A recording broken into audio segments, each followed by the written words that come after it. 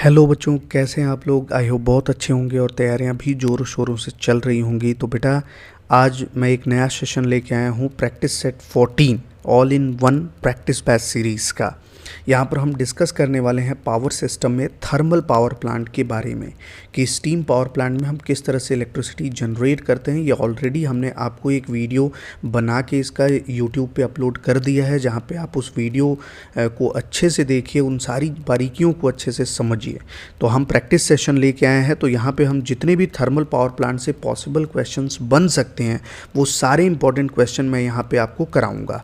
तो चलिए आज के क्लास में हम देखें कि क्या क्या कंटेंट हमारे पास है। तो आज हम डिस्कस करेंगे थर्मल पावर प्लांट के कंप्लीट क्वेश्चन के बारे में, और इससे रिलेटेड जितनी भी थ्योरी है वो सारी थ्योरी मैंने आपको यूट्यूब पे अपलोड कर ली है। उसका लिंक मैं कमेंट सेक्शन में डाल दूंगा, आप वहाँ से देख सकते हैं वो सारे लेक्चर। तो चलिए शुरू करते हैं। पहला क्वेश्चन क्या कह रहा है कि which of the following method is a conventional method of electrical energy generation. Electrical energy generation में नीचे दिए गए कौन से मेथड में ये कन्वेंशनल मेथड दिया हुआ है, विच इनमें से जो नीचे चीज़ें दी गई हैं इनमें से कन्वेंशनल मेथड कौन सा है इलेक्ट्रिकल एनर्जी जनरेशन का। तो अगर देखा जाए तो दो तरह के मेथड्स होते हैं या दो तरह की एनर्जी होती है। अगर हम एनर्जी की बात करें तो एनर्जी दो तरह की होती है बेटा। एक जिसको हम बोलते हैं कन्वेंशनल एनर्जी रिसोर्स, कौन सी एनर्जी बोलते हैं, कन्वेंशनल। और दूसरी जो एनर्जी होती है इसको हम बोलते हैं नॉन कन्वेंशनल। तो ये दो तरह की एनर्जी होती है, कन्वेंशनल एनर्जी और दूसरी क्या होती है, नॉन कन्वेंशनल एनर्जी। नॉर्मली अगर हम बात करें कि जो कन्वेंशनल एनर्जी होती हैं, ऐसी एनर्जी जिसको हम रिन्यू नहीं कर सकते, मतलब एक बार अगर इनका क्षय हो जाएगा देन दोबारा हम इसको गेट नहीं कर सकते हैं और इनको बनने में काफ़ी साल लग जाते हैं। जैसे कोल एनर्जी एक कन्वेंशनल एनर्जी का एग्जाम्पल है। लेकिन नॉन कन्वेंशनल एनर्जी रिसोर्सेज ऐसी एनर्जी जिसको रिन्यू किया जा सकता है, इसको हम नॉन कन्वेंशनल एनर्जी रिसोर्सेज कहते हैं और इसी को हम रिन्यूएबल एनर्जी बोलते हैं। अक्षय ऊर्जा मतलब जिसका क्षय ना हो सके। जैसे एग्जांपल क्या है, सोलर एनर्जी है, विंड एनर्जी है, इन सारी एनर्जी का क्षय नहीं हो सकता है बेटा। तो ये कौन सी एनर्जी है, नॉन कन्वेंशनल एनर्जी। तो कन्वेंशनल एनर्जी को हम बोल सकते हैं नॉन रिन्यूएबल एनर्जी। कौन सी, नॉन रिन्यूएबल एनर्जी। जबकि अगर हम बात करें नॉन कन्वेंशनल एनर्जी की तो इसी को हम बोल सकते हैं रिन्यूएबल एनर्जी। एग्जाम्पल क्या हो सकते हैं कन्वेंशनल एनर्जी के, जैसे कोल जो है वो कन्वेंशनल एनर्जी है, गैस कन्वेंशनल एनर्जी है, पेट्रोलियम, ये आपके सारे के सारे क्या हैं, आपके कन्वेंशनल एनर्जी रिसोर्सेस हैं। लेकिन नॉन कन्वेंशनल एनर्जी रिसोर्सेस की बात करें देन सोलर, विंड, टाइडल, ये सारे के सारे अगर देखा जाए तो नॉन कन्वेंशनल एनर्जी रिसोर्सेस हैं या रिन्यूएबल एनर्जी रिसोर्सेस हैं। तो इनसे जो पावर प्लांट बनते हैं वो नॉन कन्वेंशनल पावर प्लांट कहलाते हैं और कन्वेंशनल एनर्जी पे जो पावर प्लांट ऑपरेट होते हैं वो हमेशा कन्वेंशनल पावर प्लांट कहलाते हैं। तो अगर हम बात करें कि हम अगर कन्वेंशनल मेथड से मतलब कोल, गैस, पेट्रोलियम पदार्थों से इलेक्ट्रिसिटी का जनरेशन करें तो उसको हम conventional methods of electrical energy generation कहते हैं और ऐसे प्लांट को हम कन्वेंशनल पावर प्लांट बोलते हैं। और अगर हम नॉन कन्वेंशनल एनर्जी रिसोर्सेज की मदद से एनर्जी का जनरेशन कर रहे हैं या रिन्यूएबल एनर्जी रिसोर्सेज से, जैसे सोलर से, विंड से, टाइडल से, तो ऐसे पावर प्लांट या ऐसे मेथड्स को हम नॉन कन्वेंशनल मेथड्स बोलते हैं। तो आई थिंक ये चीज़ आपको समझ में आ गई होगी। तो फोटोवोल्टाइक सेल या पीवी सेल भी बोलते हैं। इसमें क्या होता है कि जो भी सोलर लाइट पड़ती हैं तो वो सन की हीट एनर्जी को कन्वर्ट कर देता है इलेक्ट्रिकल एनर्जी में, नॉर्मली डीसी में कन्वर्ट कर देता है। तो पीवी सेल क्या करता है, ये नॉर्मली एक ट्रांसड्यूसर की तरह एक्ट करता है। ये सन की हीट एनर्जी को कन्वर्ट कर देता है, सोलर एनर्जी को कन्वर्ट कर देता है इलेक्ट्रिकल में। तो पीवी सेल कौन से हैं, ये नॉन कन्वेंशनल एनर्जी रिसोर्सेज के या रिन्यूएबल एनर्जी रिसोर्सेज के मेथड्स हैं। दूसरा विंड पावर प्लांट में, विंड मिल्स में आप क्या देखते हो कि नॉर्मली विंड ब्लेड्स वगैरह लगी होती हैं जो कि इलेक्ट्रिकल जो भी हवाएं चल रही हैं उस हवा की मैकेनिकल एनर्जी, हवा की जो भी एनर्जी है काइनेटिक एनर्जी, उसको विंड ब्लेड क्या करेगा, मैकेनिकल में कन्वर्ट करेगा और वहीं पे इंडक्शन जनरेटर लगा होता है जो कि उसको इलेक्ट्रिकल में कन्वर्ट कर देता है। तो ये भी विंड पावर प्लांट भी क्या है, एक नॉन कन्वेंशनल मेथड है या रिन्यूएबल एनर्जी रिसोर्सेज के मेथड्स हैं। फ्यूल सेल भी अगर देखा जाए तो नॉर्मली ये क्या करता है, केमिकल एनर्जी को कन्वर्ट करता है इलेक्ट्रिकल एनर्जी में। तो ये भी क्या है, आपके फ्यूल सेल भी अगर हम बात करें तो ये एक नॉन कन्वेंशनल मेथड है इलेक्ट्रिकल एनर्जी जनरेशन के। तो ये तीनों के तीनों अगर देखा जाए तो ये तीनों के तीनों कौन से मेथड हैं, नॉन कन्वेंशनल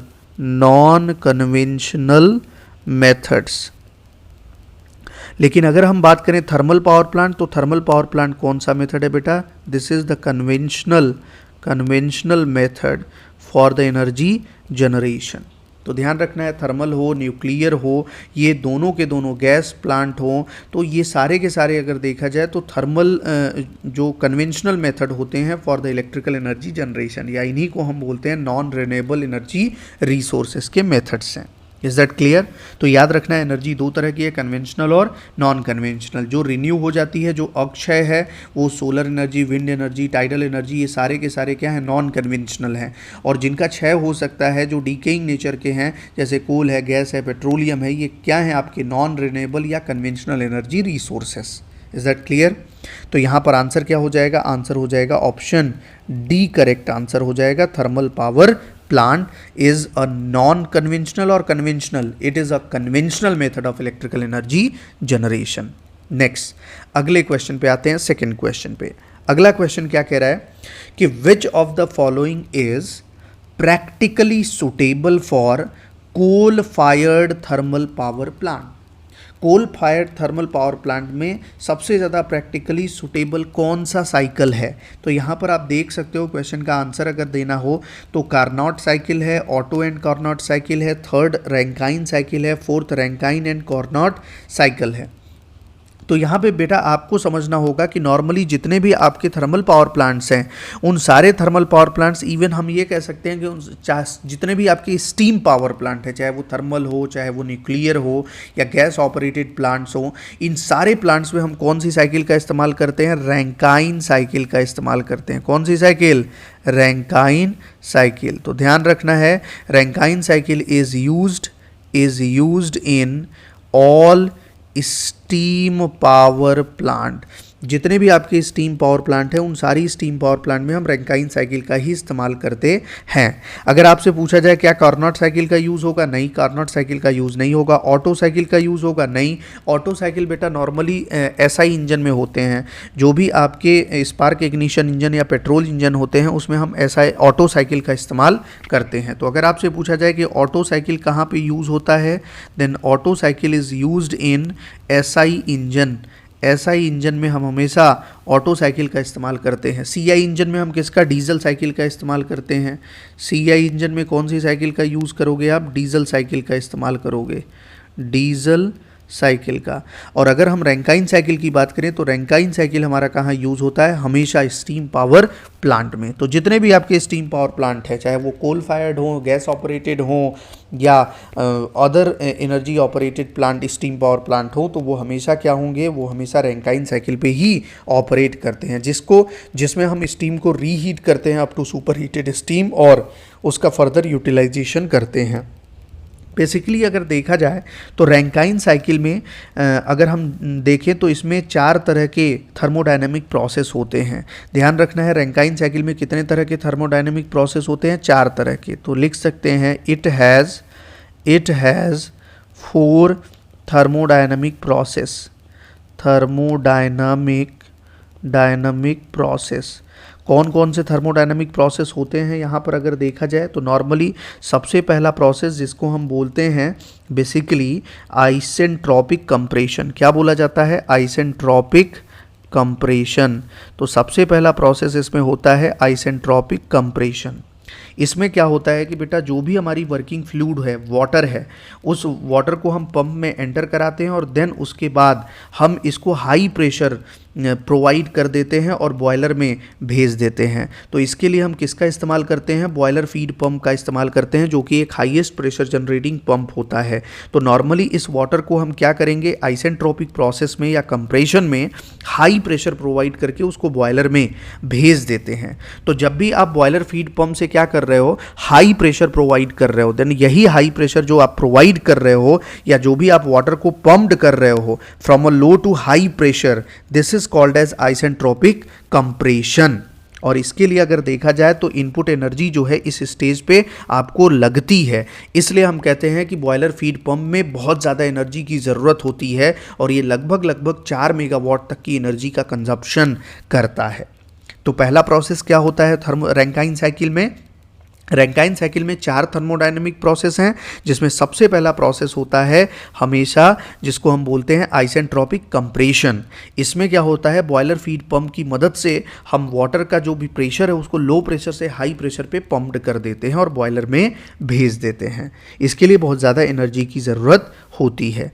दूसरा सेकेंड स्टेज अगर देखा जाए तो यहाँ पे जो प्रोसेस है, इस प्रोसेस को हम हमेशा बोलते हैं कांस्टेंट प्रेशर हीट एडिशन। क्या बोलते हैं? This process is called as constant pressure heat addition. क्या होता है इस प्रोसेस में, ये हम समझेंगे कि नॉर्मली जो भी लिक्विड अब हाई प्रेशर पे एंटर करती है बॉयलर में, इसको हम एक्सटर्नल हीट सोर्स के द्वारा कांस्टेंट प्रेशर पे हीट करते हैं। तो नॉर्मली आप देखते हो कि थर्मल पावर प्लांट में आप कोल को क्या करते हैं, बर्न करते हैं, जिसके कारण क्या हो रही है, हीट जनरेट हो रही है। तो ये एडिशनल हीट सोर्स हैं और इस एक्सटर्नल हीट सोर्स के माध्यम से जो भी बॉयलर में हाई प्रेशर आपके लिक्विड एंटर कर रहे हैं उसको हम इसी कांस्टेंट प्रेशर पे हीट करते हैं, ताकि ये आपके जो बॉयलर में वाटर है ये स्टीम में कन्वर्ट हो जाए। तो यही लिक्विड जो है वो कन्वर्ट हो जाती है ड्राई या सैचुरेटेड स्टीम में by a constant pressure heat addition in the boiler. तो आपको ध्यान रखना है, पहला क्या है, आइसेंट्रोपिक कंप्रेशन, जहां पर आप क्या करते हो, एक बॉयलर फीड पंप की मदद से हाईएस्ट प्रेशर जनरेट करते हो और उसको लिक्विड को बॉयलर में भेज देते हो। दूसरा कांस्टेंट प्रेशर हीट एडिशन है। इसमें हम क्या करते हैं, eight a constant pressure boiler में जो भी आपके वाटर हैं उसको हीटअप करते हैं through the external heat source और उसको हम ड्राई या सुपर हीटेड स्टीम में कन्वर्ट करते हैं। तीसरा, अगर थर्ड प्रोसेस की हम बात करें तो थर्ड प्रोसेस हमारा कहलाता है आइसेंट्रोपिक एक्सपेंशन। Isentropic expansion. तो थर्ड प्रोसेस में हम क्या करते हैं, आइसेंट्रोपिक एक्सपेंशन करते हैं। बेसिकली इसमें क्या होता है कि जो भी हमारी ड्राई या सैचुरेटेड स्टीम है फ्रॉम द बॉयलर वो एंटर करती है टरबाइन में और जैसे ही टरबाइन में एंटर करेगी वो एक्सपैंड हो जाती है और जैसे ही एक्सपैंड होगी तो इस प्रोसेस को हम बोलते हैं आइसेंट्रोपिक एक्सपेंशन। इसके कारण अगर देखा जाए तो हमेशा स्टीम का जो टेम्परेचर और प्रेशर है वो घट जाता है। तो ध्यान रखना है कि प्रेशर बढ़ता किस में है, आइसेंट्रोपिक कंप्रेशन में कांस्टेंट प्रेशर रहता है और वहाँ पे हीट एडिशन होने के कारण ये जो भी वाटर हैं वो बॉयलर के अंदर स्टीम में कन्वर्ट होती हैं। फिर यही स्टीम जो आपके सुपर हीटेड स्टीम है, ये सैचुरेटेड स्टीम या जो भी ड्राई स्टीम है, ये आपके टरबाइन में एंटर करती हैं और जैसे ही टरबाइन में एंटर करेंगी एक्सपैंड होती हैं, जिसके कारण इसका टेम्परेचर और प्रेशर दोनों घट जाता है। लास्ट अगर देखा जाए तो इसमें जो लास्ट होता है इसको हम बोलते हैं heat rejection eight a constant pressure. तो हम इस प्रोसेस को बोलते हैं constant pressure heat rejection. Constant pressure heat rejection क्या होता है इस स्टेज में अगर देखा जाए तो अब जो भी आपके वेपर हैं, जो भी आपके स्टीम हैं, वो मैकेनिकल वर्क डन करने के बाद इनका टेम्परेचर और प्रेशर काफ़ी डाउन हो जाता है, तो ये वेट वेपर हो जाते हैं और नॉर्मली हम इसको कंडेंसर में भेज देते हैं और कंडेंसर क्या करता है, इनको eight a constant pressure condense कर देता है वाटर में या सैचुरेटेड लिक्विड में जो है कंडेंस कर देता है और इसी प्रोसेस को हम बोलते हैं कांस्टेंट प्रेशर हीट रिजेक्शन। और ये बेसिकली कहाँ पे होता है, कंडेंसर में होता है। तो क्लियर है, ये चीज़ आपको समझ में आ गई। तो आइसेंट्रोपिक कंप्रेशन आप किसकी मदद से कर रहे हो, बॉयलर फीड पंप की मदद से कर रहे हो। कांस्टेंट प्रेशर हीट एडिशन कहाँ पे कर रहे हो, बॉयलर में कर रहे हो। नेक्स्ट अगर आपसे पूछा जाए कि आइसेंट्रोपिक एक्सपेंशन कहाँ पे हो रहा है, तो ये बेसिकली किस में हो रहा है, टरबाइन में हो रहा है। और finally constant pressure heat rejection कहाँ पे हो रहा है, तो ये बेटा कंडेंसर में हो रहा है। तो ये सारे प्रोसेस आप समझ गए हो कि यहाँ पर सिंपली क्या है कि बॉयलर फीड पंप की सहायता से हम हाई प्रेशर जनरेट करते हैं और इस हाई प्रेशर प्रोसेस को ही हम आइसेंट्रोपिक कंप्रेशन कहते हैं। देन हम बॉयलर के अंदर जब भी कोल का कंबशन करते हैं हीट प्रोड्यूस होती है और इसी हीट से हम कांस्टेंट प्रेशर पे वाटर को कन्वर्ट कर देते हैं स्टीम में, इनटू सुपर हीटेड स्टीम। और ये स्टीम अब कहाँ पे जाएगी? टरबाइन में। तो जैसे ही टरबाइन में जाएगी तो यहाँ पर क्या होगा? आइसेंट्रोपिक एक्सपेंशन होगा, मतलब ये अपने प्रेशर को रिलीज कर देगा, कम कर देगा। और जैसे ही अगर देखा जाए नॉर्मली कि आफ्टर मैकेनिकल वर्क डन जो भी एग्जॉस्ट स्टीम आ रही है उसका टेम्परेचर और प्रेशर दोनों डाउन हो गया है, तो अब कंडेंसर क्या करेगा? एट अ कांस्टेंट प्रेशर उसके हीट को रिजेक्ट कर देगा कंप्लीटली और जो भी स्टीम है उसको कंडेंस कर देगा हॉट वाटर में। Is that clear? तो ये चार जो प्रोसेस आपको हमने बता दिए कि रैंकाइन साइकिल में यही बेसिकली 4 थर्मोडायनेमिक प्रोसेस होते हैं। पहला बॉयलर फीड पंप में, दूसरा बॉयलर में, तीसरा टरबाइन में और चौथा कंडेंसर में। पहला यहाँ पर अगर देखें, पहला और तीसरा आइसेंट्रोपिक कंप्रेशन और एक्सपेंशन होता है, दूसरा और चौथा देखें तो eight a constant pressure heat का एडिशन और हीट का रिजेक्शन होता है। तो आई थिंक ये चीज़ें आपको कंप्लीट समझ में आ गई होंगी कि रैंकाइन साइकिल है क्या और थर्मल पावर प्लांट या स्टीम पावर प्लांट किस तरह से रैंकाइन साइकिल पे वर्क करते हैं। तो ऑप्शन सी जो है वो करेक्ट आंसर होगा। इज दैट क्लियर बेटा? तो चलिए आते हैं अगले क्वेश्चन पे। अगला क्वेश्चन क्या कह रहा है कि the term live storage of a coal in a power plant relates to. Live storage of coal किसी भी पावर प्लांट में क्या रिलेट करता है, क्या संबंध बताता है?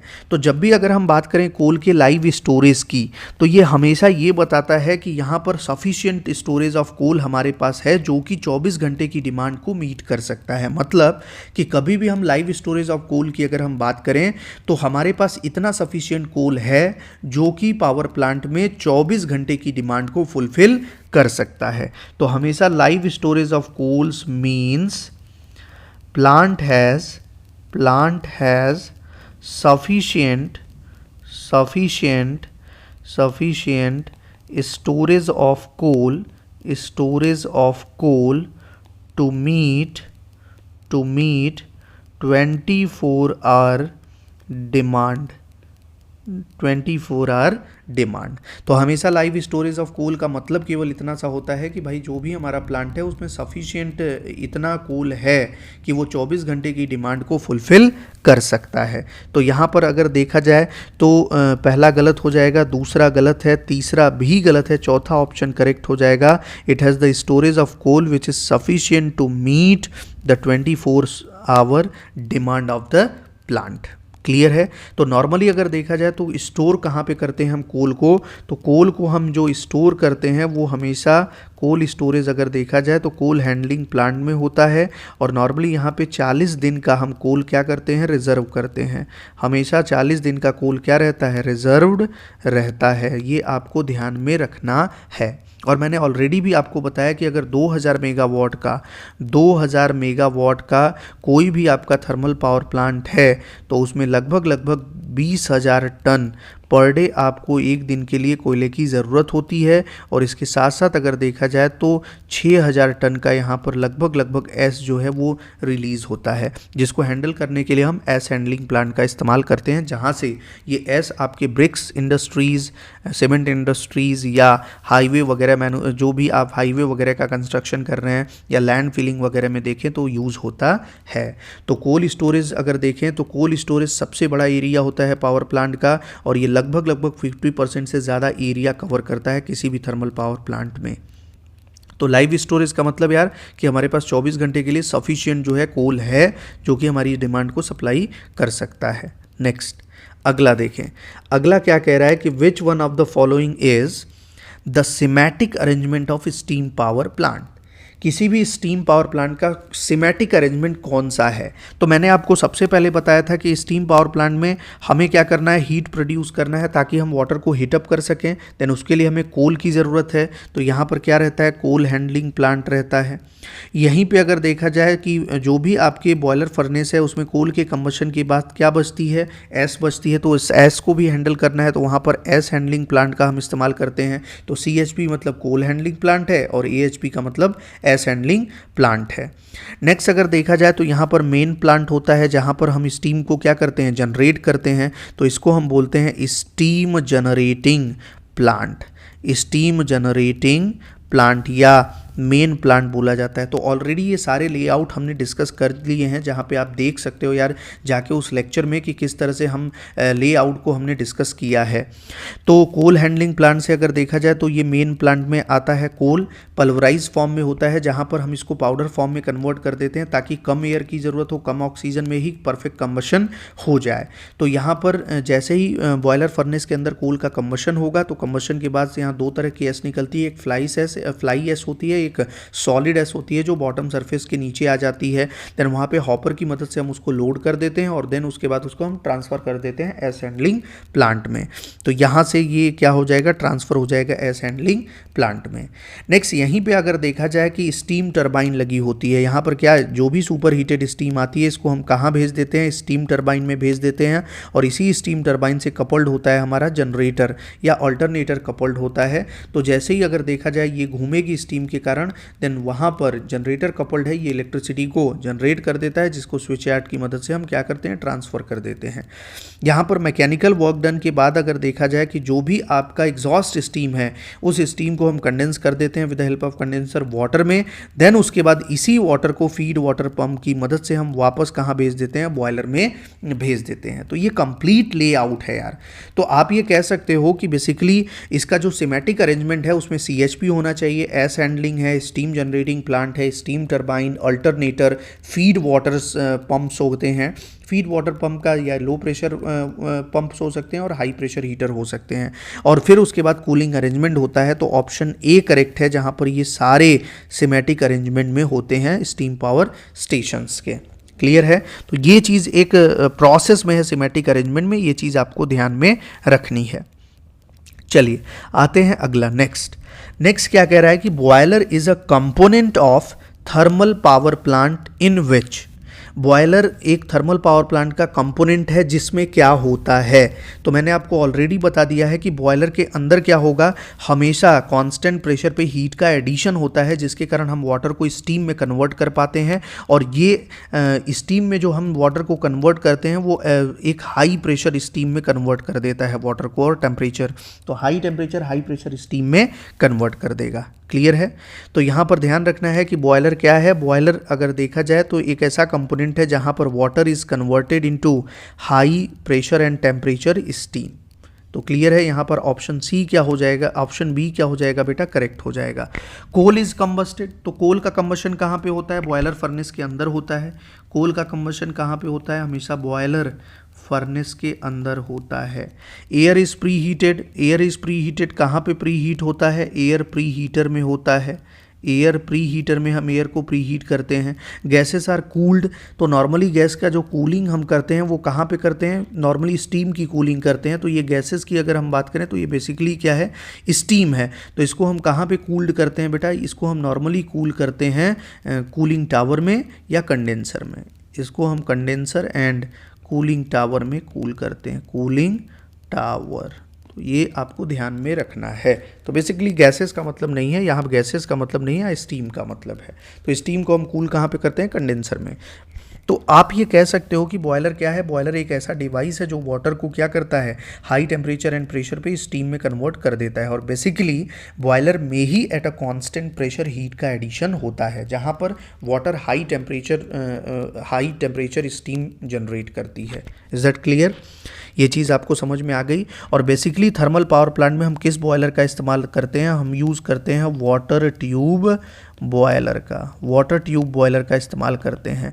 तो नॉर्मली होता क्या है कि वाटर ट्यूब बॉयलर में ट्यूब के अंदर वाटर रहता है और उसके चारों तरफ फ्लू गैसेस होती हैं जो हाई टेम्परेचर फ्लू गैसेस होती हैं, और ये क्या करती हैं, वाटर को चारों तरफ से हीट करती हैं। तो इनका सरफेस एरिया क्या हो जाता है, कम हो जाता है। वाटर ट्यूब अगर उसमें पाइप में रहता है तो वाटर, तो उसके कारण ये ज़्यादा इफेक्टिवली इसको क्या करती हैं, हीट कर पाती हैं और इसको हाई टेम्परेचर पे स्टीम में कन्वर्ट कर देती हैं। नेक्स्ट अगला क्या कह रहा है, in coal fired thermal power station what are the electrostatic precipitator used for. किसी भी coal fired thermal power plant में जो इलेक्ट्रोस्टैटिक प्रेसिपिटेटर जिसको हमने नाम दिया था ईएसपी, तो ईएसपी किस लिए यूज़ होता है? तो हमने आपको पहले भी बताया था यार कि जितने भी फ्लू गैसेस हैं उसमें फ्लाई एश वगैरह भी होंगे।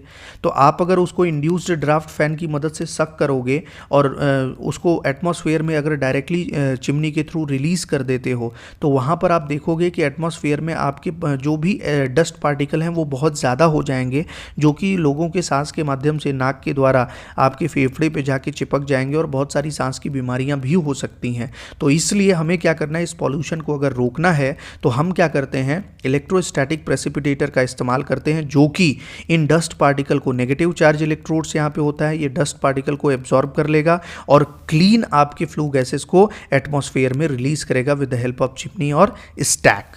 तो इलेक्ट्रोस्टैटिक प्रेसिपिटेटर का काम क्या है कि जो भी हमारे फ्लू गैसेस हैं उन फ्लू गैसेस से डस्ट पार्टिकल को कलेक्ट कर देना और क्लीन फ्लू गैसेस को एटमॉस्फेयर में रिलीज करना। तो इसका आंसर क्या है, it is use to collect the dust particle from the flue gases. तो ये ऑप्शन डी करेक्ट हो जाएगा। To keep the air heaters clean, ये बिल्कुल गलत है। To condense steam by electrostatic means, ये भी गलत है। To remove dust particles settling on the bus bar conductor, ऐसा नहीं यार कि स्टेशन यार्ड पे जो बस बार कंडक्टर है उस पर जो धूल है उसको रिमूव करना है, ये बिल्कुल वाहियात सा है। तो यहाँ पर ये ध्यान रखना है कि फ्लू गैसेस से जो भी डस्ट पार्टिकल हैं उनको कलेक्ट करने के लिए हम इलेक्ट्रोस्टैटिक प्रेसिपिटेटर का इस्तेमाल करते हैं। और ये किस प्रिंसिपल पे वर्क करता है, इलेक्ट्रोस्टैटिक डिफ्लेक्शन पे वर्क करता है। नॉर्मली इसमें नेगेटिव चार्ज इलेक्ट्रोड होते हैं जो कि इन डस्ट पार्टिकल को एब्जॉर्ब कर लेते हैं या अट्रैक्ट कर लेते हैं। Is that clear? ये चीज़ आपको समझ में आ गई? तो चलिए बढ़ते हैं अगले क्वेश्चन पे। अगला क्वेश्चन क्या कह रहा है बेटा कि air pre heater in thermal power plant is called as. Basically thermal power plant में हम एयर प्री हीटर का इस्तेमाल क्यों करते हैं, ताकि जो भी फोर्स ड्राफ्ट, आप क्या करते हो कि बॉयलर फर्नेस के अंदर जब आप देखोगे कि कोल का कंबशन आपको करना है और कोल का कंबशन हमेशा कब होगा, in the presence of oxygen. तो हम क्या करेंगे कि ये ऑक्सीजन सप्लाई करने के लिए हम हमेशा फोर्स ड्राफ्ट फैन का इस्तेमाल करते हैं, जो कि क्या करेगा कि बाहर के एटमॉस्फेरिक एयर, फ्रेश एयर को सक करेगा और डायरेक्टली बॉयलर के अंदर भेजेगा। लेकिन अगर इसको आप डायरेक्टली बॉयलर के अंदर भेजोगे, बॉयलर फर्नेस के अंदर, देन वहाँ पर वो बाहर के एटमॉस्फेयर का मॉइस्चर भी होगा जो इसके कंबशन को परफेक्टली नहीं होने देगा। तो हम क्या करना चाहेंगे कि जो भी आपके बॉयलर फर्नेस के अंदर एयर जा रही है उसको हम पहले एयर प्री हीटर की मदद से हीटअप कर दें और उसके मॉइस्चर को एब्जॉर्ब कर लें और हॉट एयर को उसके अंदर भेजें। तो हमेशा ये ध्यान रखना है कि जो एयर प्री हीटर होता है ये बेसिकली जो भी फोर्स ड्राफ्ट फैन के थ्रू एयर जा रही है उस एयर को बॉयलर फर्नेस के अंदर पहुंचने के पहले ही हीटअप कर देता है ताकि कोल का परफेक्ट कंबशन हो सके। तो हमेशा एयर प्री हीटर ये काम किस लिए कर रहा है, to increase the thermal efficiency of the plant. तो केवल प्लांट की थर्मल एफिशिएंसी को इम्प्रूव करने के लिए हम ऐसा काम करते हैं। तो अगर आपसे पूछा जाए कि air pre heater thermal power plant में is called as safety device, बिल्कुल गलत है। स्टार्टिंग डिवाइस, ये भी गलत है। वेरी इसेंशियल डिवाइस, ये भी गलत है। It is an efficiency increasing equipment. तो हमेशा ध्यान रखना है कि एयर प्री हीटर क्या करता है कि जो भी फोर्स ड्राफ्ट फैन द्वारा एयर जा रही है बॉयलर फर्नेस के अंदर उसको हीट कर देता है एंटर करने के पहले ही, ताकि हम हॉट एयर जो है उसमें एंटर करा पाएँ। तो फोर्स ड्राफ्ट फैन एटमॉस्फेयर से फ्रेश एयर लेता है, लेकिन एयर प्री हीटर क्या करेगा, इसके मॉइस्चर को एब्जॉर्ब करके हॉट एयर आपके बॉयलर फर्नेस के अंदर भेजेगा। क्लियर है? ये चीज़ आपको समझ में आ गई। तो एयर प्री हीटर हो, एक चीज़ ध्यान रखना, एयर प्री हीटर हो या इकोनोमाइज़र हो, इकोनोमाइज़र या सुपर हीटर या अगर देखा जाए तो जो फीड वाटर हीटर्स होते हैं, ये सारे के सारे हमने किस लिए यूज़ किए हैं, एफिशिएंसी इंक्रीजिंग इक्विपमेंट की तरह इसका इस्तेमाल किया है। Efficiency increasing equipments. तो ये सारे के सारे कौन से इंस्ट्रूमेंट हैं, एफिशिएंसी इंक्रीजिंग इक्विपमेंट्स हैं, जिनका काम केवल और केवल उनकी थर्मल एफिशिएंसी को प्लांट के बढ़ाना है। और फिर भी अगर देखा जाए तो ओवरऑल जो प्लांट की थर्मल एफिशिएंसी है वो केवल 35 से 40% ही रहती है। नेक्स्ट आते हैं अगले क्वेश्चन पे। अगला क्वेश्चन क्या कह रहा है कि which type of fan used between dust collector and chimney in thermal power plant. कहने का मतलब कि थर्मल पावर प्लांट में अगर देखा जाए तो डस्ट कलेक्टर किसको बोलते हैं, ईएसपी को। ध्यान रखना है, डस्ट कलेक्टर किसको बोला जाता है, इलेक्ट्रोस्टैटिक प्रेसिपिटेटर को हम डस्ट कलेक्टर भी बोलते हैं। और यहाँ पर अगर देखा जाए तो यहाँ पर आपकी चिमनी होती है, तो इस चिमनी और ईएसपी इलेक्ट्रोस्टैटिक प्रेसिपिटेटर के बीच में आप देखोगे तो यहाँ पर हमने क्या रखा है, यहीं पर हमने रखा है इंड्यूस्ड ड्राफ्ट फैन, जिसको हम बोलते हैं आईडी फैन। और ये इंड्यूस्ड ड्राफ्ट फैन क्या करता है कि नॉर्मली जो भी आपके बॉयलर फर्नेस के अंदर फ्लू गैसेस हैं उन फ्लू गैसेस को सक करेगा, इलेक्ट्रोस्टैटिक प्रेसिपिटेटर इनके डस्ट पार्टिकल को कलेक्ट कर लेगा and then finally in flue gases को हम चिमनी के थ्रू एटमॉस्फियर में क्या कर देंगे, रिलीज कर देंगे। तो ये ध्यान रखना है, ये क्या है, इंड्यूस्ड ड्राफ्ट फैन है। तो हमेशा अगर आपसे पूछा जाए कि बेसिकली डस्ट कलेक्टर और चिमनी के बीच में आप कौन से फैन का इस्तेमाल करते हैं, तो आंसर क्या हो जाएगा, आईडी फैन का हम इस्तेमाल करते हैं। क्लियर है, तो आंसर क्या हो जाएगा, B, induced draft fan. Forced draft fan का काम क्या होता है बेटा, हमेशा फ्रेश एयर सप्लाई करना to the boiler furnace through the air pre heater. Ceiling fan कोई मतलब नहीं है इसका, टेबल फैन कोई भी मतलब नहीं है। तो एक चीज़ मैं आपको यहाँ पे बेटा समझाना चाहता हूँ कि नॉर्मली ड्राफ्ट क्या होता है।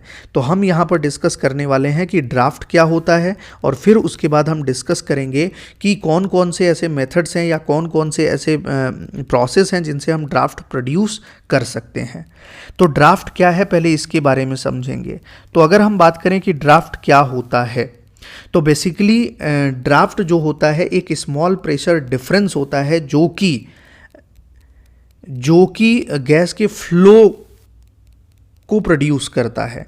मतलब जब भी आपके गैसेस वगैरह के फ्लो को आपको प्रोड्यूस करना है, देन वहाँ पर आप क्या करोगे, एक स्मॉल प्रेशर डिफरेंस क्रिएट करोगे। जैसे इंड्यूस्ड ड्राफ्ट फैन में क्या होता है बेटा कि ब्लोअर लगा होता है, ये ब्लोअर जैसे ही घूमेगा तो ये क्या करेगा, एक स्मॉल प्रेशर क्रिएट करेगा। तो बॉयलर फर्नेस के अंदर का प्रेशर क्या हो जाएगा, हाई। ब्लोअर जैसे ही आप घुमाओगे तो यहाँ पे प्रेशर क्या हो जाएगा, लो। तो ये एक स्मॉल प्रेशर डिफरेंस क्रिएट हो जाएगा, जिसके कारण ये फ्लू गैसेस को सक कर लेगा from the boiler furnace chamber. तो उस कंबशन फर्नेस चैम्बर के थ्रू ये क्या करेगा, में से ये एयर को या फ्लू गैसेस को सक कर लेता है। तो ड्राफ्ट बेसिकली क्या है, it is a small pressure difference which causes the flow of gas. तो हमेशा ध्यान रखना है ड्राफ्ट क्या है, इट इज अ स्मॉल, या ऐसे लिख सकते हैं कि ड्राफ्ट क्या है, draft is a phenomena of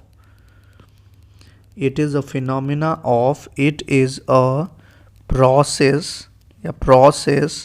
in which a small pressure difference is created, a small pressure difference is created which causes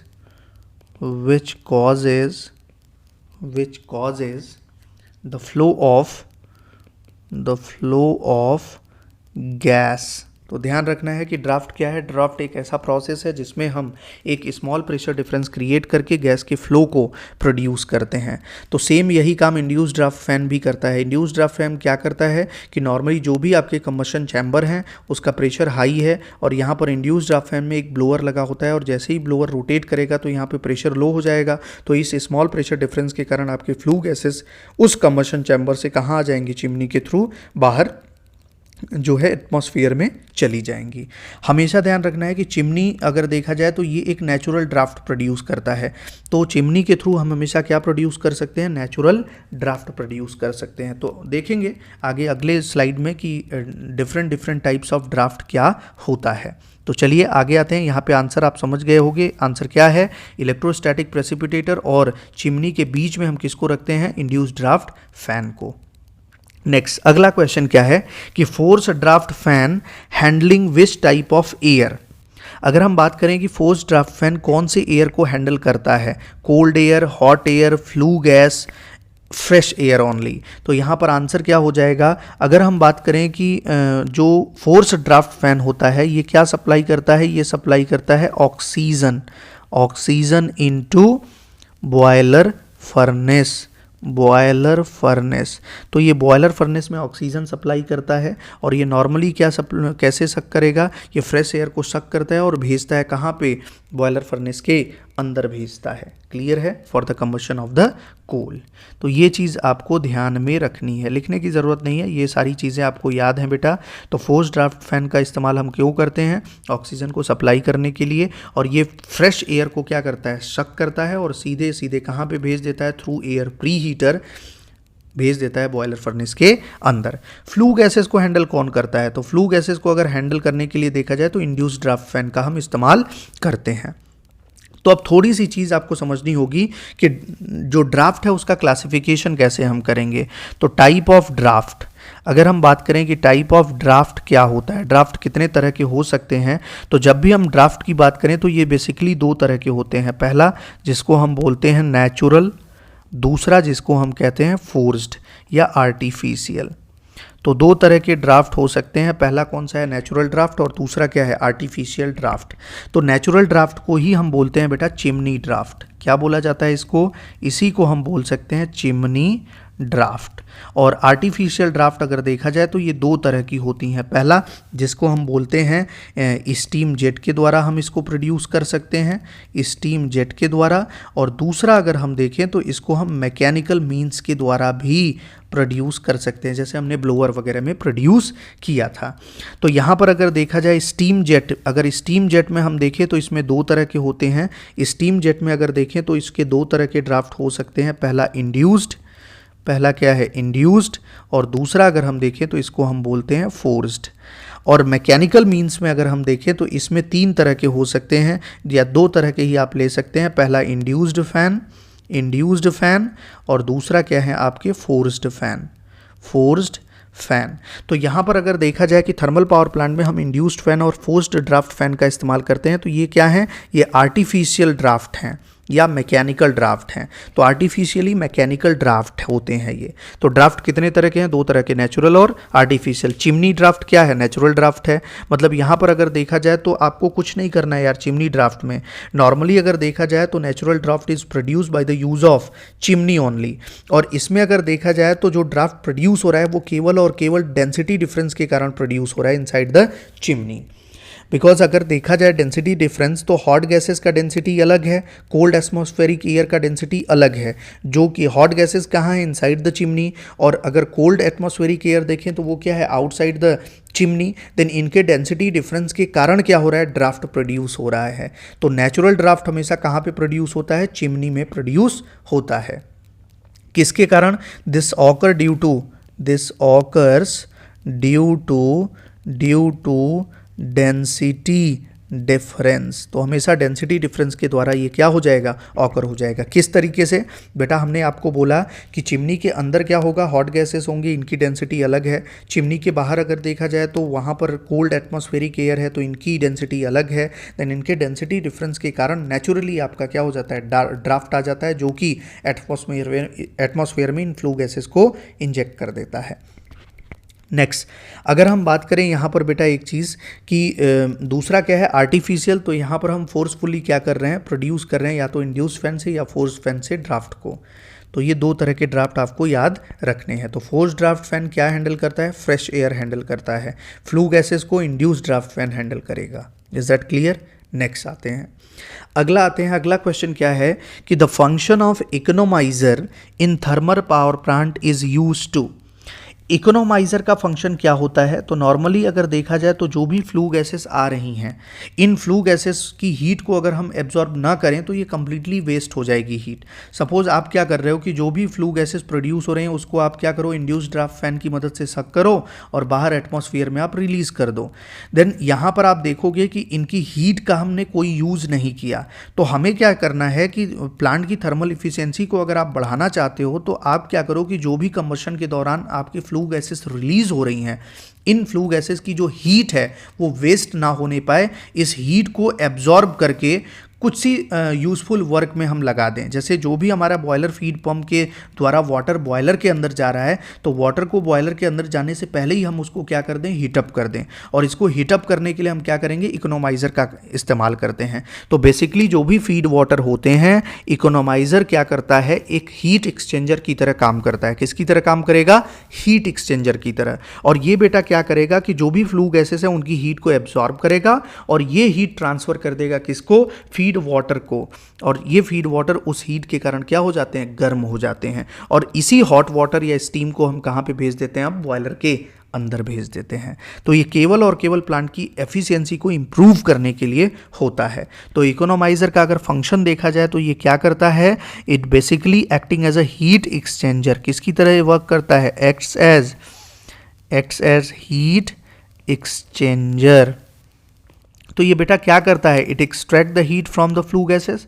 flu gases से हीट को एक्सट्रैक्ट करेगा और इसका इस्तेमाल करता है फीड वाटर की हीटिंग में। तो ये ध्यान रखना है, ऑप्शन ए क्या हो जाएगा, करेक्ट आंसर है कि जो भी इकोनोमाइज़र है ये हमेशा क्या करेगा, जो भी फ्लू गैसेस की हीट है उसको एक्सट्रैक्ट करेगा और इसका इस्तेमाल हमेशा फीड वाटर को हीट करने में करता है। ऑप्शन बी अगर देखा जाए, condense the steam exhausted from turbine. जो भी टरबाइन में स्टीम आ रही है उसको कंडेंस करने के लिए हम किसका इस्तेमाल करते हैं, हम कंडेंसर का इस्तेमाल करते हैं।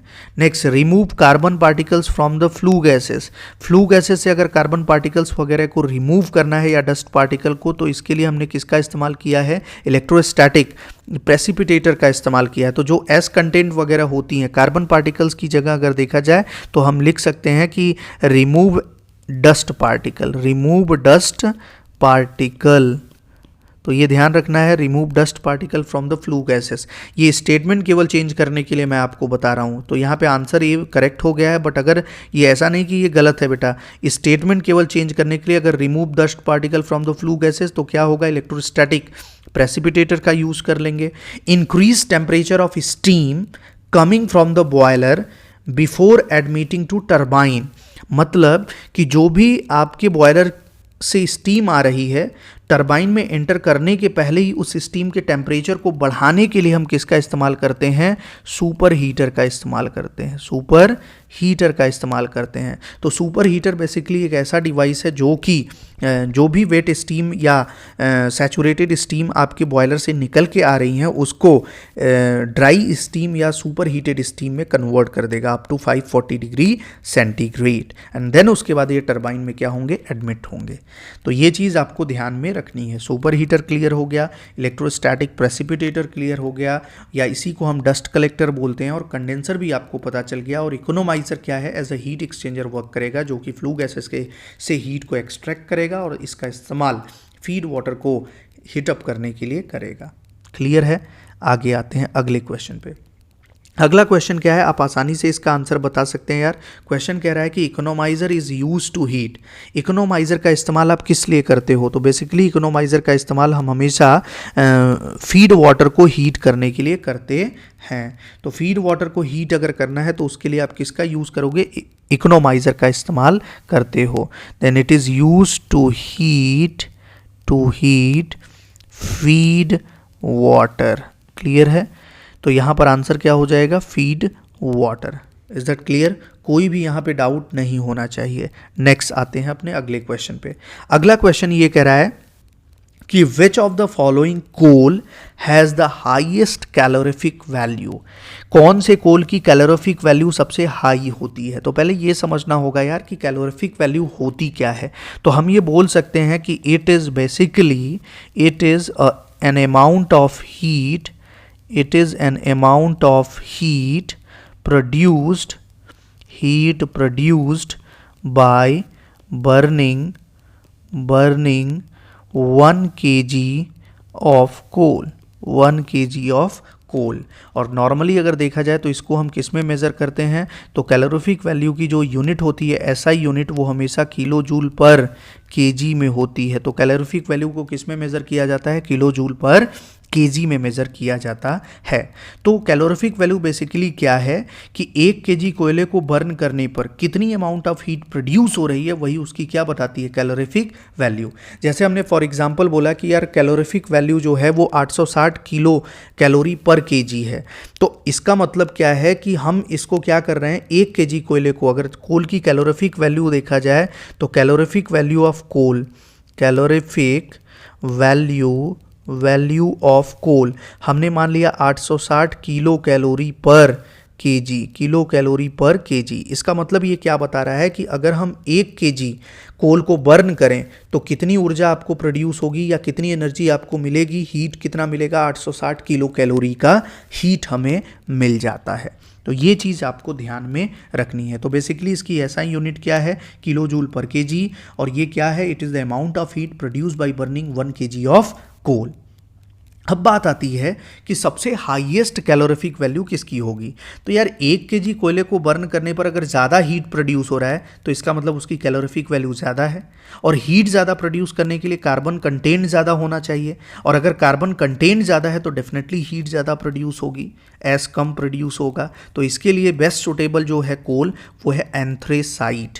तो ध्यान रखना है कि अगर आपका हाई कार्बन कंटेंट है, हाई कार्बन कंटेंट है, तो इसके कारण हमेशा क्या होगा, हाई हीट प्रोड्यूस होगा, और हीट अगर हाई होगी तो डेफिनेटली हाई कैलोरीफिक वैल्यू हो जाएगी, हाई कैलोरीफिक वैल्यू। तो ये चीज़ आपको ध्यान में रखना है। तो बताइए कार्बन कंटेंट सबसे ज़्यादा किस में होता है, एंथ्रेसाइट में। तो बेस्ट फॉर्म ऑफ कोल कौन सा है, एंथ्रेसाइट। काफ़ी चमकीला होता है, जहाँ पर कार्बन कंटेंट जो है वो बहुत ज़्यादा होता है, लगभग एंथ्रेसाइट में अगर देखा जाए तो 85 to 95% आपका कार्बन कंटेंट रहता है। क्लियर है। सेकेंड फॉर्म अगर देखा जाए तो बिटुमिनस होता है, बिटुमिनस सेकेंड फॉर्म है। थर्ड अगर देखें तो हमारा लिग्नाइट है, और सबसे वर्स्ट फॉर्म अगर देखें लो ग्रेड कोल है वो पीट है। तो सबसे वर्स्ट फॉर्म ऑफ कोल है पीट। सबसे बेस्ट क्या है, एंथ्रेसाइट। इंडिया में प्रचुर मात्रा में क्या पाया जाता है, बिटुमिनस पाया जाता है, और एंथ्रेसाइट इंडिया में केवल और केवल जम्मू कश्मीर के कुछ भाग में पाया जाता है। और उसके साथ साथ वर्ल्ड में अगर देखें तो जो आपके नॉर्थ पेंसिल्वेनिया कंट्री है वहाँ पर बहुत ज़्यादा पाया जाता है एंथ्रेसाइट। क्लियर है, इसमें कोई भी डाउट नहीं होना चाहिए। अगला क्वेश्चन आते हैं। अगला क्वेश्चन क्या कह रहा है, बेसिकली कंपाउंडिंग के बारे में बात कर रहा है यार, कि compounding of steam is done for, किसी भी स्टीम की कंपाउंडिंग हम क्यों करते हैं। तो बेसिकली स्टीम टरबाइन में हम कंपाउंडिंग इसलिए करते हैं ताकि कभी भी ऐसा होता क्या है कि अगर ओवर स्पीड हो जाए टरबाइन का, तो टरबाइन के ओवर स्पीड के कारण हो सकता है कि टरबाइन के जो ब्लेड्स वगैरह हो मैकेनिकली डैमेज हो जाएं।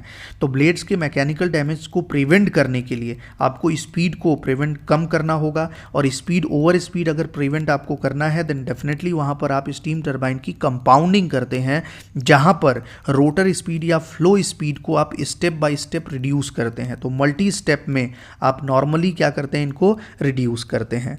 तो स्टीम टरबाइन की जो कंपाउंडिंग होती है वो एक ऐसा मेथड है जिसमें हम जो एनर्जी होती है स्टीम टरबाइन से हम एक्सट्रैक्ट करते हैं, वो नंबर ऑफ स्टेजेस में एक्सट्रैक्ट करते हैं rather than a single stage. तो एक सिंगल स्टेज में पूरी एनर्जी को एक्सट्रैक्ट करने की बजाय हम उसको मल्टी स्टेज में क्या करते हैं, एनर्जी को एक्सट्रैक्ट करेंगे, जिसके कारण अगर देखा जाए तो रोटर की स्पीड या फ्लो स्पीड वो कम हो जाती है, और ये ओवर स्पीडिंग को प्रिवेंट करता है ताकि आपका जो टरबाइन ब्लेड्स है वो मैकेनिकल डैमेज से प्रिवेंट हो सके। तो कंपाउंडिंग किस लिए करते हैं, तो कंपाउंडिंग हम ये बोल सकते हैं कि कंपाउंडिंग इज़ अ प्रोसेस, ध्यान रखना, it is a process in which energy from steam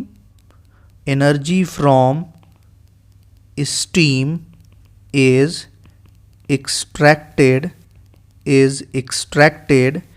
in multiple stages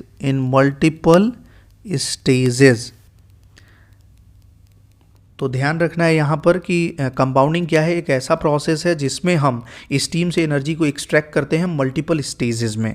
और अगर हम बात करें यहाँ पर कि मल्टीपल स्टेजेस में आप एक्सट्रैक्ट कर रहे हो, तो क्या यहाँ पे आपको केवल एक सेट ऑफ नोजल यूज़ करना है? नहीं, यहाँ पे आप मल्टीपल सेट ऑफ नोजल का इस्तेमाल करते हैं। Then multiple set of nozzle के इस्तेमाल के कारण और रोटर के इस्तेमाल के कारण यहाँ पर आप देख सकते हो कि यहाँ पर रोटर की स्पीड क्या हो जाती है, रिड्यूस हो जाती है, and this prevents over speeding of the turbine. तो यहाँ पे ध्यान रखना है कि नॉर्मली कंपाउंडिंग हम लिख सकते हैं यहाँ पर कि कंपाउंडिंग ऑफ स्टीम टरबाइन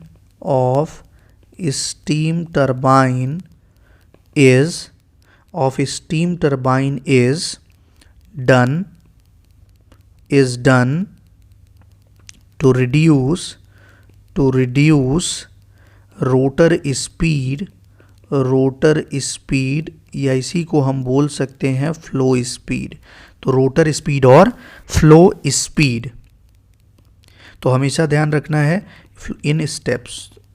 तो नॉर्मली हम ये कह सकते हैं कि जो भी स्टीम टरबाइन की कंपाउंडिंग हम वो किस लिए करते हैं, नॉर्मली रोटर स्पीड को स्टेप में रिड्यूस करने के लिए। और इसके कारण क्या होगा, दिस प्रीवेंट्स किससे सुरक्षा प्रदान करेगा, over speeding of the turbine, over speeding of turbine, and protect the blade from mechanical damage. तो ये पॉइंट्स आपको ध्यान में रखने हैं कि कंपाउंडिंग क्या करते हैं। तो कंपाउंडिंग में हम क्या करते हैं कि एक सिंगल स्टेजेस में स्टीम को एक्सट्रैक्ट करने की बजाय हम मल्टीपल स्टेजेस में स्टीम एनर्जी को एक्सट्रैक्ट करते हैं। और कंपाउंडिंग नॉर्मली स्टीम टरबाइन में हम इसलिए करते हैं ताकि रोटर स्पीड या फ्लो स्पीड को हम स्टेप बाय स्टेप रिड्यूस कर सकें, जो कि टरबाइन की ओवर स्पीडिंग को प्रोटेक्ट करेगा और आपके जो भी मैकेनिकल ब्लेड्स हैं उनको मैकेनिकल डैमेज होने से बचा सकता है। तो क्लियर है। तो यहाँ पर कंपाउंडिंग किस लिए किया गया, रिड्यूसिंग द वर्क डन नहीं, इंक्रीजिंग द रोटर स्पीड बिल्कुल नहीं, reducing the rotor speed yes sir. इसको मैकेनिकली डैमेज होने से बचाने के लिए ड्यू टू ओवर स्पीडिंग हम हमेशा इस रोटर स्पीड को रिड्यूस करते हैं ताकि आपका जो ब्लेड है वो ओवर स्पीड के कारण डैमेज ना होने पाए। और इस मेथड को हम या प्रोसेस को हम क्या बोलते हैं, कंपाउंडिंग कहते हैं। इसके लिए हमें मल्टीपल रोटर और मल्टीपल नोजल्स की ज़रूरत होती है। तो compounding requires multiple set of nozzle and rotors। Clear है। नेक्स्ट अगला क्वेश्चन आते हैं। अगला क्वेश्चन क्या कह रहा है कि the advantage of using pulverised fuel include.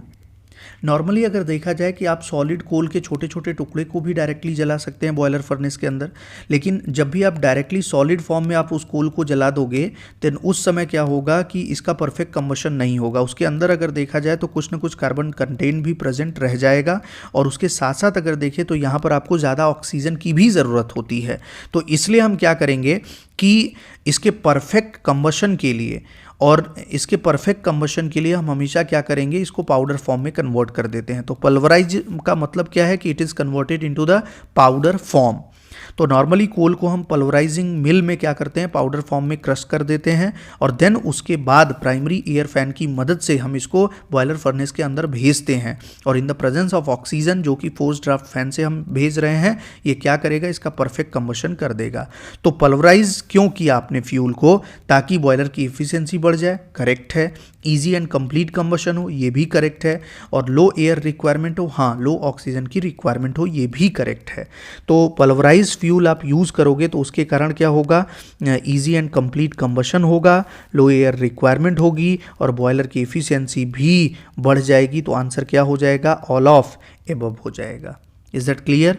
ये चीज़ आपको ध्यान में रखनी है। और कोल का पल्वराइजेशन आप कहाँ पे करोगे, पल्वराइज प्लांट में करते हैं। वहाँ पर आप क्रशर का इस्तेमाल करके, नॉर्मली बाल मिल का इस्तेमाल करके उसको आप क्या करोगे, पीस दोगे उसको आटे की तरह, यार एकदम कोयले को पाउडर बना दोगे। क्लियर है। नेक्स्ट अगला क्वेश्चन देखते हैं। अगला क्वेश्चन क्या कह रहा है कि for the proper combustion of fuel fuel के प्रॉपर दहन के लिए, कंबशन के लिए थर्मल पावर प्लांट में a proper circulation of air is also needed. Definitely एक प्रॉपर सर्कुलेशन ऑफ एयर की ज़रूरत है, क्योंकि अगर वो एयर प्रेजेंट नहीं होगा तो कभी भी फ्यूल का कंप्लीट कंबशन नहीं होगा।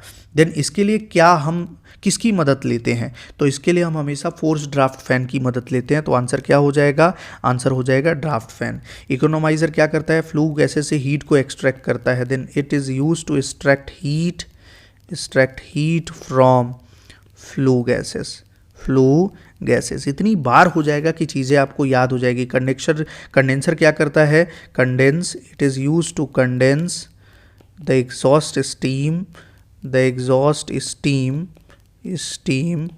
into water। तो कंडेंसर के अंदर क्या होता है, कंडेंसेशन होता है, हीट रिजेक्शन होता है eight a constant pressure. Cooling tower क्या करता है, नॉर्मली जो भी आपके हॉट वाटर उनको जो कन्वर्ट कर देता है किस में, कोल्ड वाटर में। क्लियर है। नेक्स्ट अगला देखते हैं, super heater is employed to. Super heater हम क्यों एम्प्लॉय करते हैं, तो हमने पहले भी बता दिया कि सुपर हीटर एक ऐसा डिवाइस है जो कि वेट या सैचुरेटेड स्टीम को कन्वर्ट कर देता है ड्राई या सुपर हीटेड स्टीम में। तो सैचुरेटेड स्टीम है या वेट स्टीम है, तो वेट स्टीम में क्या है, मॉइस्चर है। देन इन मॉइस्चर को रिमूव करने के लिए हम सुपर हीटर का इस्तेमाल करते हैं, ताकि हम इसके टेम्परेचर को बढ़ा सकें और ड्राई स्टीम हम टरबाइन को भेज सकें। तो सुपर हीटर क्या करता है, it removes moisture from the vapour. बिल्कुल करेक्ट है।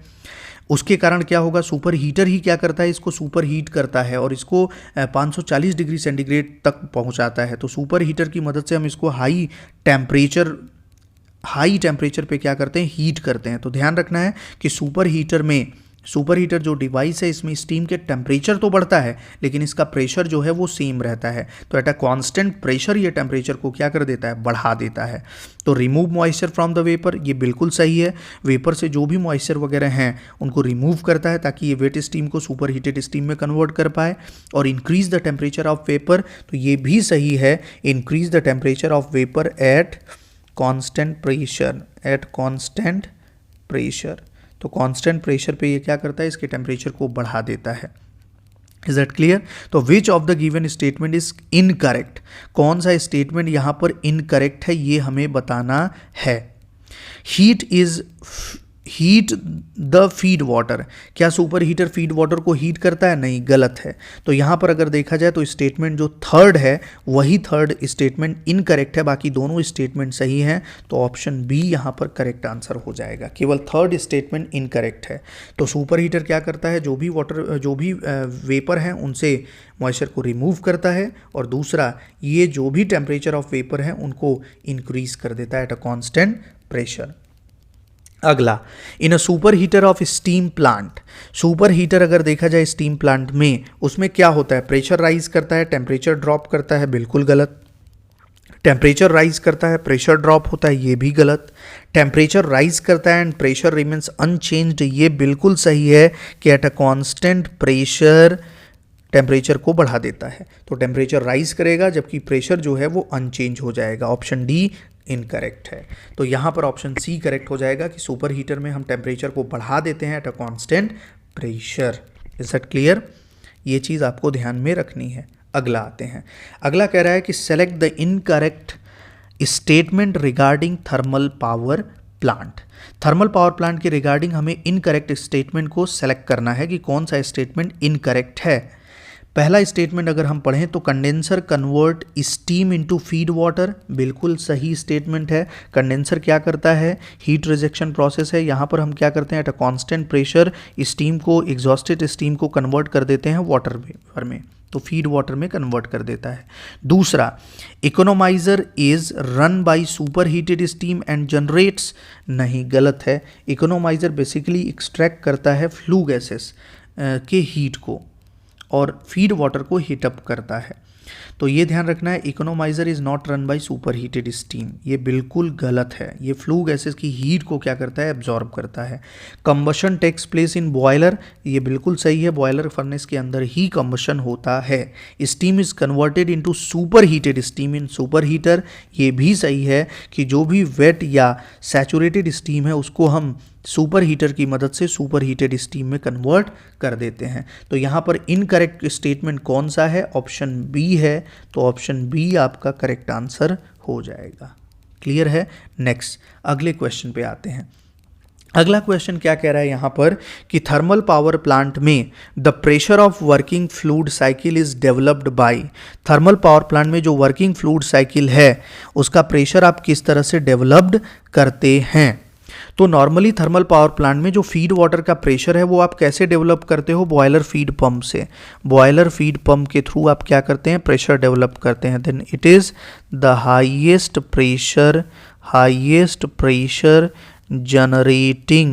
Pressure generating pump. और इसी में क्या होता है? इसी में नॉर्मली अगर देखा जाए तो हम जो भी लो प्रेशर के वाटर हैं उस फीड वाटर का प्रेशर हम हाई कर देते हैं और बॉयलर में भेजते हैं। तो यही क्या करता है? आपके आइसेंट्रोपिक कंप्रेशन करता है। तो आइसेंट्रोपिक कंप्रेशन किसकी मदद से होता है? बॉयलर फीड पंप की मदद से होता है। और नॉर्मली कितने मेगावाट की एनर्जी ये कंज्यूम करता है? 4 मेगावाट तक की एनर्जी ये कंज्यूम करता है। And it is also called as the heart of plant. इसी को हम क्या बोलते हैं? Heart of plant. प्लांट का हार्ट है भाई ये नहीं रहेगा तो कुछ भी नहीं होगा। तो यहाँ पर आंसर क्या हो जाएगा? आंसर हो जाएगा फीड वाटर पंप या boiler feed pump. Is that clear? Condenser में क्या होता है?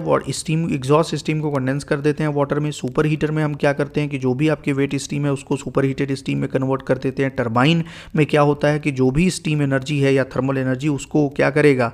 मैकेनिकल एनर्जी में कन्वर्ट कर देगा। तो टरबाइन स्टीम एनर्जी को मैकेनिकल एनर्जी में, कंडेंसर एग्जॉस्ट स्टीम को कन्वर्ट कर देता है फीड वाटर में, सुपर हीटर कन्वर्ट कर देता है जो भी वेट स्टीम है उसको ड्राई स्टीम में। क्लियर है? नेक्स्ट अगला आते हैं।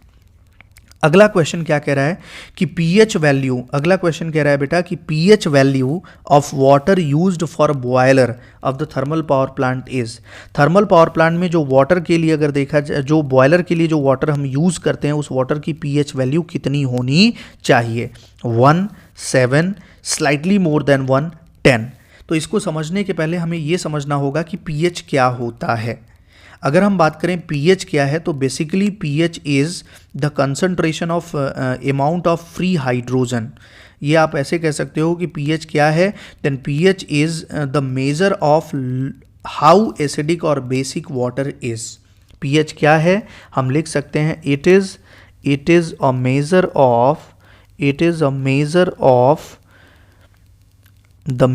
ऑफ हाउ एसिडिक और basic water is. How acidic और बेसिक वाटर इज। पीएच क्या होता है? पीएच अगर हम देखा जाए तो नॉर्मली हमें ये बताता है कि कितना वाटर एसिडिक या बेसिक है। अगर हम बात करें कि जो रेंज ऑफ पीएच होता है बेटा, रेंज ऑफ पीएच, तो पीएच का जो रेंज होता है वो लगभग आपके 0 से 14 तक होता है। तो रेंज ऑफ पीएच कहाँ से कहाँ तक होता है? 0 से 14 तक होता है। और अगर हम बात करें कि इसमें जो न्यूट्रल पॉइंट है वो न्यूट्रल पॉइंट क्या है? 7 है। तो यहाँ पर अगर देखा जाए तो ये 0 से लेके 14 तक का स्केल है और इसके एग्जैक्टली हाफ पे आप देखें तो ये 7 है। 7 क्या बताता है? 7 हमेशा बताता है न्यूट्रल। 7 क्या बताता है? न्यूट्रल। क्लियर है? अगर हम बात करें कि 7 से ज़्यादा पीएच हो जाए तो 7 से ज़्यादा पीएच है तो इसको हम बोलते हैं बेसिक है। क्या है ये? बेसिक है। और अगर 7 से कम पीएच है तो इसको हम बोलेंगे ये एसिडिक है। तो हमेशा ध्यान रखना कि जब भी पीएच आपके 7 से कम हो जाएगा तो वो क्या हो जाएगा? एसिडिक डिनोट करेगा, इंडिकेट करेगा। और अगर आपके पीएच 7 से ज़्यादा है तो ये हमेशा बेस को इंडिकेट करेगा। और बेसिकली अगर कोई भी पूछे कि पीएच क्या होता है तो it is a measure of relative amount of free hydrogen and hydroxide ion in water. तो हम ये कह सकते हैं कि it is a measure of free hydrogen ions and hydroxide ion in the water. तो हम ये कह सकते हैं कि पीएच क्या है? अगर हम पीएच की बात करें तो it is a relative amount of free hydrogen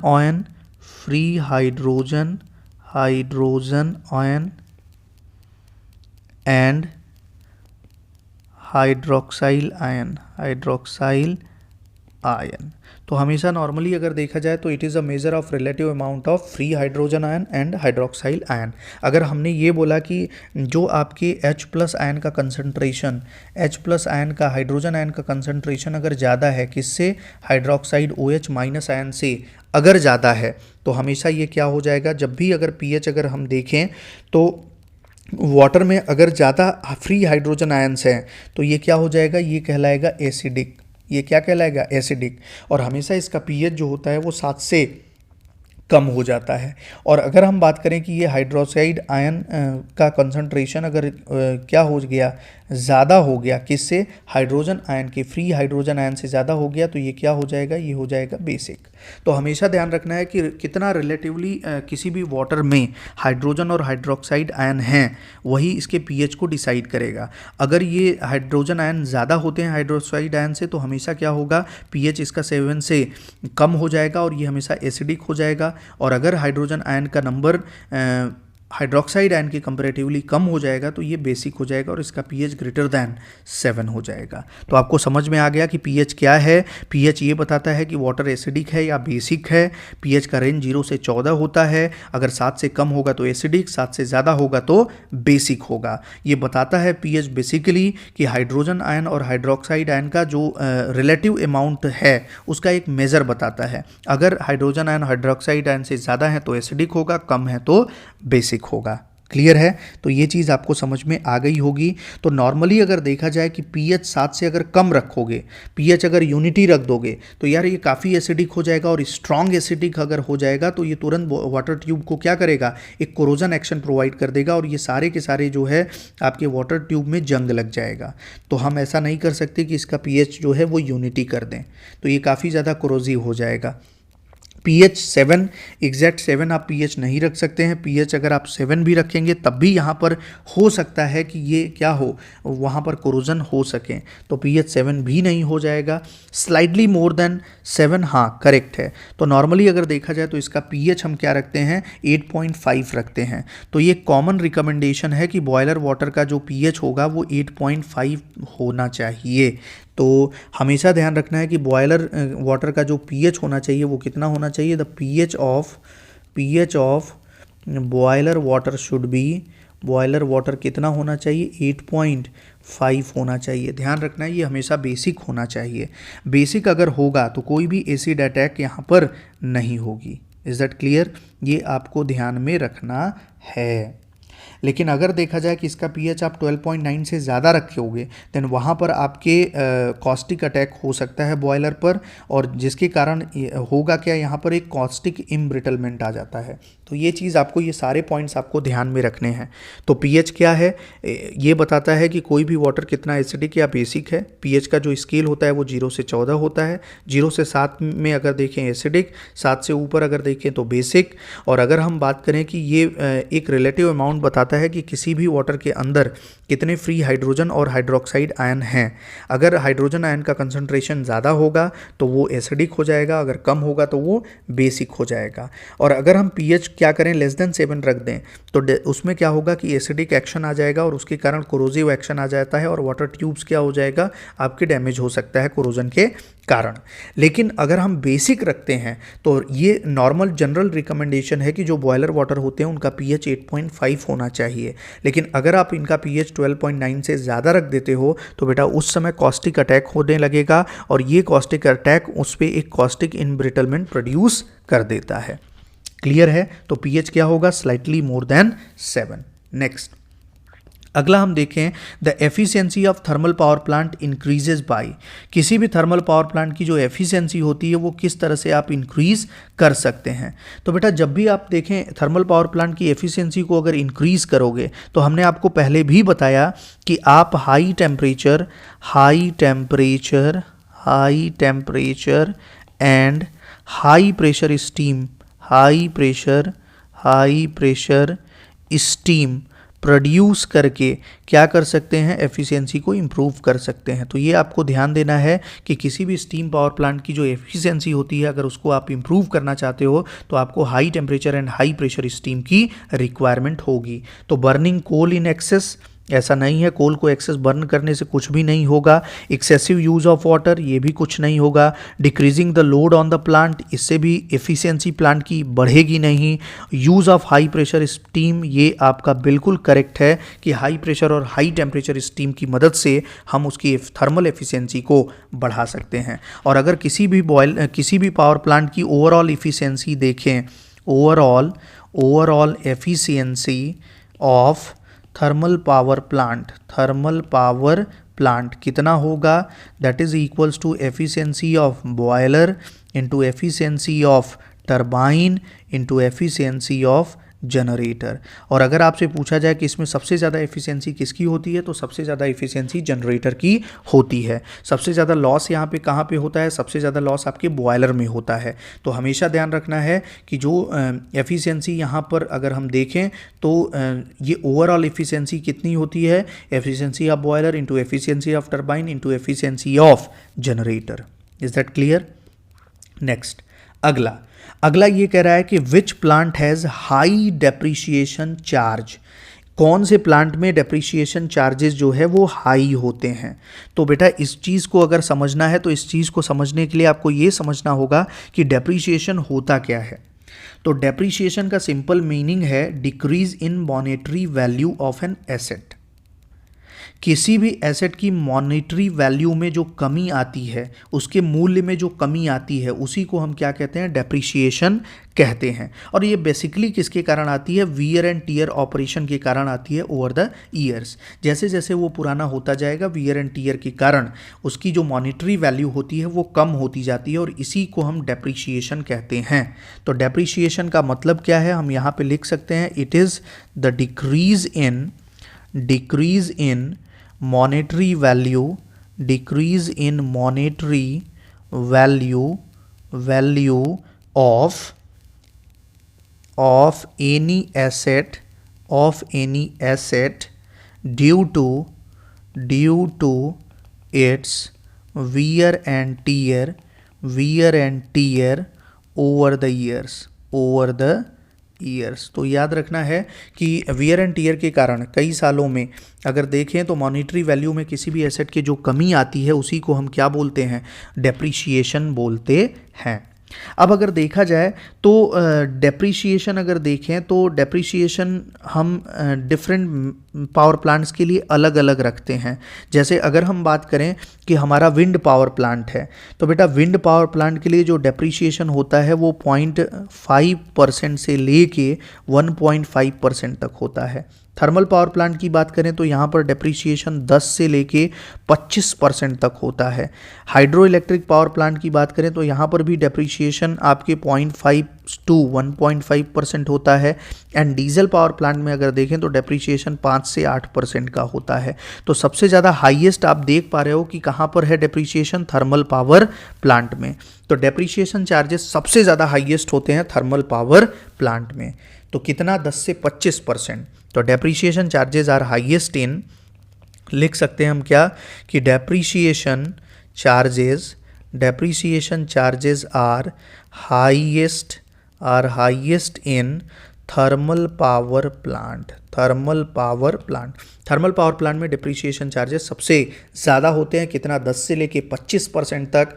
फिर उसके बाद डीजल पावर प्लांट में 5 से 8% तक, और हाइड्रो और विंड पावर प्लांट में 0.5 से 1.5% तक होते हैं। इसीलिए हम बोलते हैं कि नॉर्मली जो डीजल पावर प्लांट या थर्मल पावर प्लांट की जो लाइफ स्पैन है वो कम होती है, और जब आप हाइड्रो इलेक्ट्रिक पावर प्लांट या विंड पावर प्लांट में जाते हैं तो इनकी लाइफ स्पैन काफ़ी ज़्यादा हो जाती है, लगभग 50 ईयर्स हो जाती है।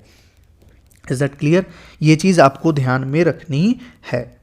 अब अगर देखा जाए तो कुछ और चीज़ें हैं जो आपको ध्यान में रखनी है, वो क्या है इसको समझिएगा बेटा, बहुत इंपॉर्टेंट है। और इस बार एनएचपीसी जेई के पेपर में भी ये चीज़ें आई हुई थी कि डेप्रिसिएशन कैलकुलेट करने के कौन कौन से मेथड्स हैं। तो यहाँ पर अगर हम देखें कि what are the different methods of calculating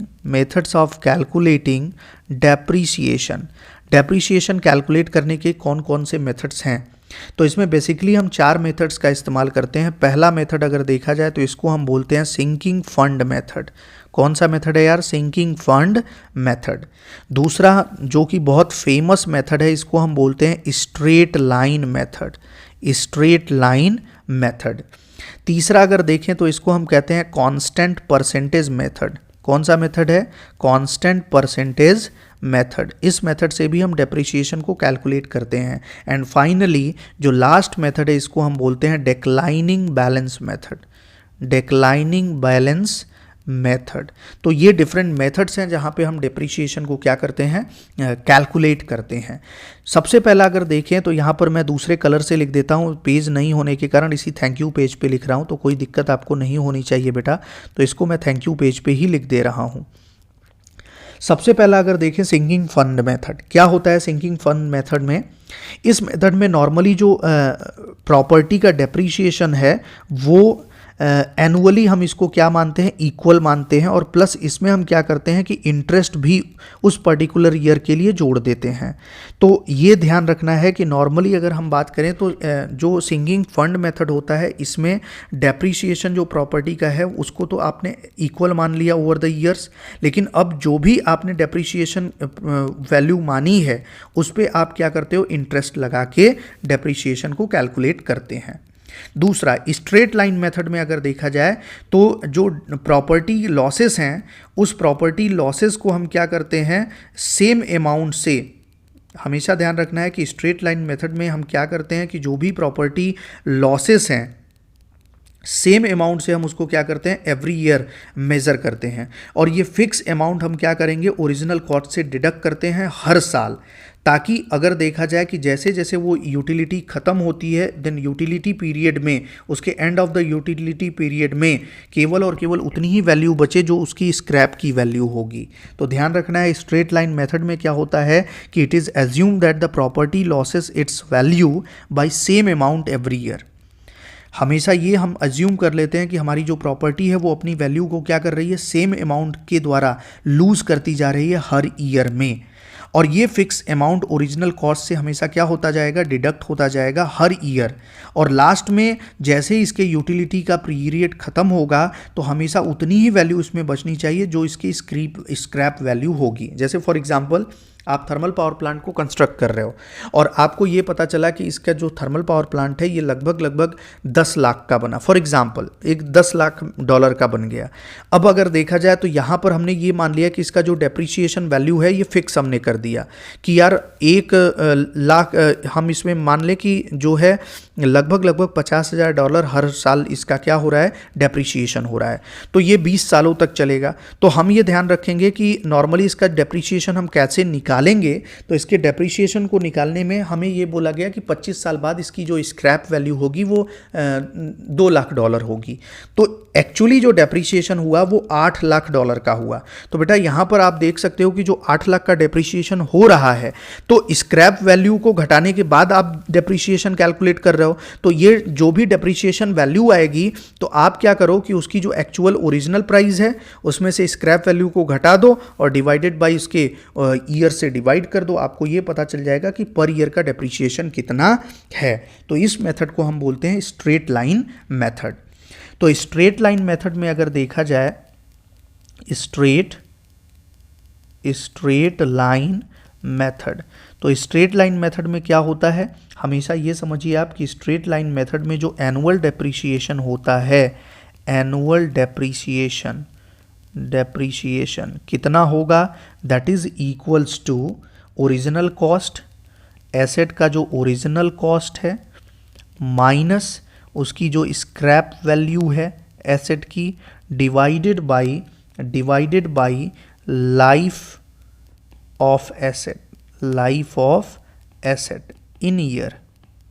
तो इससे हम क्या कर सकते हैं, इसके एनुअल डेप्रिसिएशन को कैलकुलेट कर देते हैं। कांस्टेंट परसेंटेज मेथड में क्या करते हैं यार कि नॉर्मली हम प्रॉपर्टी जो है वो एक कांस्टेंट परसेंटेज से क्या करेगी, अपनी वैल्यू को लूज करेगी।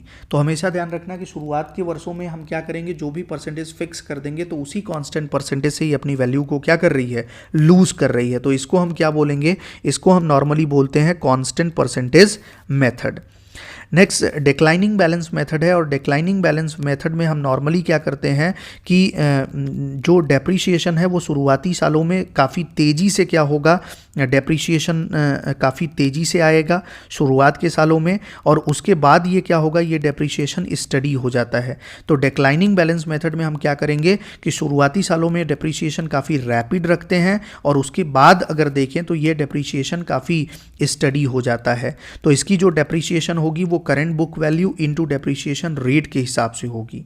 ठीक है, तो इनिशियल ईयर में करेंट बुक वैल्यू ज़्यादा होगी, और उसके बाद अगर देखा जाए तो करेंट बुक वैल्यू में डिक्रीज आ जाता है, तो डेप्रिसिएशन भी क्या हो जाएगी, डिक्रीज हो जाएगी।